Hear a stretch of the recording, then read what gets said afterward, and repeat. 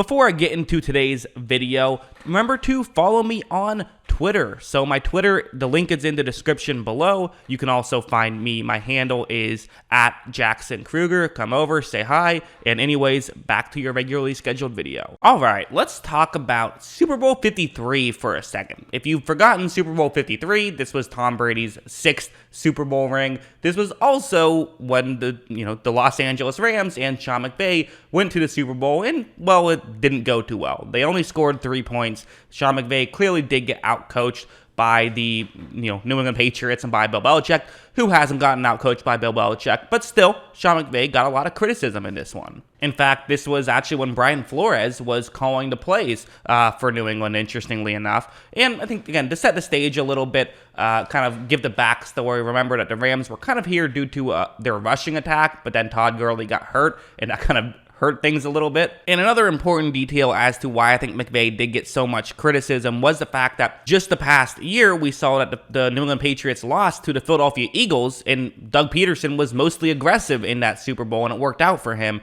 whereas there wasn't as much aggressiveness for McVay. So let's get into the film and let's talk about what actually happened, what went wrong, and what can that maybe tell us going into Super Bowl 56 that McVay can learn from. Like, first, let's start off with something like this. So this is kind of a great example. It's a little bit blurry, I'm sorry. The quality isn't great on all of these images. I don't know why. But anyways, what's going to happen on this play is it's going to be zone coverage. And you see the way this concept can work, right? You have a deep route that can push the safety deep. If it doesn't, then you just throw it to the open deep route. And if, obviously, usually the safety is going to stay deep and you can throw over the middle. Now, you might be wondering, well, doesn't a linebacker just kind of run in and, make sure that he takes that away?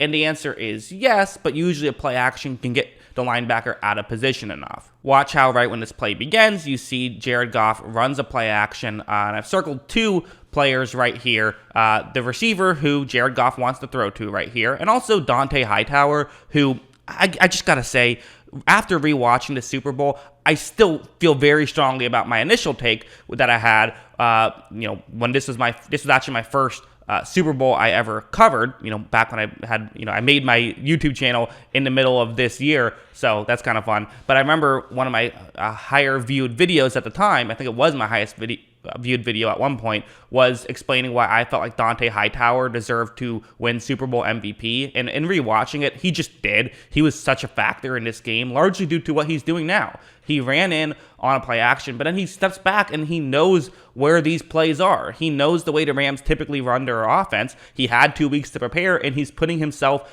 in position to succeed. And this is what a lot of Patriots guys did. You had Bill Belichick with 2 weeks to prepare for you. So yeah, this stuff is going to get taken away a little bit. They're going to be aware of what you typically like to do. Goff decides not to make that throw and ends up getting sacked instead. So this was a big chunk of what went wrong for the Rams in this Super Bowl and what went right for the Patriots. Again, the Rams scored 3 points in this one. So yeah, things went wrong, and it wasn't just because Jared Goff collapsed. No, it was in part because Sean McVay had a bad day himself. Like, this play's another example. It's going to be man coverage. You have multiple players running over the middle. It's this cover one robber concept that New England is doing. So you have a safety who is going to get over the middle.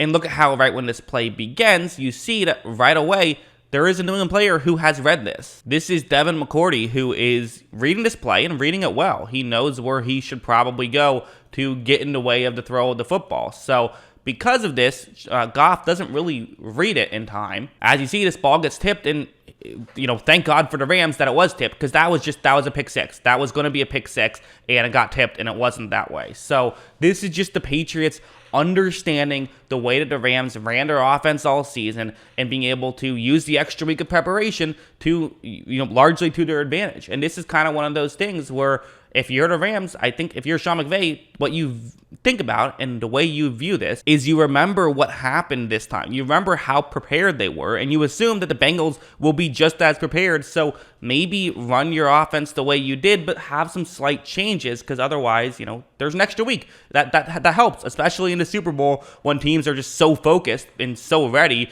and you're not going to sleep during any meetings just because you want to win the Super Bowl so badly. I think about this play a lot as well. I don't think about this play a lot, but this play it's not like this is keeping me up at night, but I'm just saying this is a good example of another one of those plays where it's just an example of the Patriots being ready and the Rams not really having an adjustment. You're running this little mesh type concept here. It's a 3rd down and 2, so they're going to pretend like they might run the football. But again, a lot of what Sean McVay does, especially in this year, was kind of running stuff off of the play action. That was a big thing he did this year. Or by this year, I mean, the year they went to the Super Bowl the first time. However, right when this play begins, notice the Patriots are playing cover 2 zone. So they have just a ton of guys right over there where Goff was trying to make something happen. Goff eventually gets outside the pocket and takes a big hit, gets sacked, and maybe they could have gone for it on 4th down there if they really wanted to, but that completely took that option off the table. And the reality is that, that was a great example of they just didn't have the right play call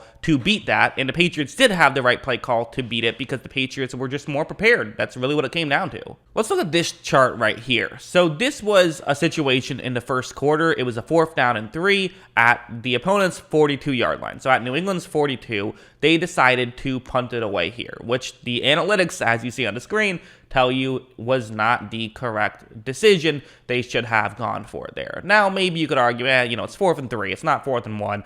So it wasn't like a super strong, yes, you have to go for it there. But, the recommendation is to go for it. And this kind of went into, again, the last Super Bowl we had watched before this one was the Philadelphia Eagles on 4th and 1 going for a Philly special. The Doug Peterson going for it every 4th down. So now we see a team kind of play cautious and end up not really getting that many other opportunities. Whereas if they got this, maybe they put points on the board. It makes me wonder, heading into Super Bowl 56, do we see a more aggressive Sean McVay because he doesn't want to get burned like he did last time? I don't know, but it's interesting. And now finally, I do want to talk about what we have to talk about if we're talking about this game, which was we did see some not great Jared Goff play at times, like this one. It looks like it's just a designed pick play right here. However, right when this play begins, you see Brandon Cooks, that's the player who I've circled in black. He's open. This play appears to be working as intended, but Goff instead tries to hit Robert Woods, who is less open, and the ball gets knocked away. So that was just kind of weird. And we saw a couple of those kind of like,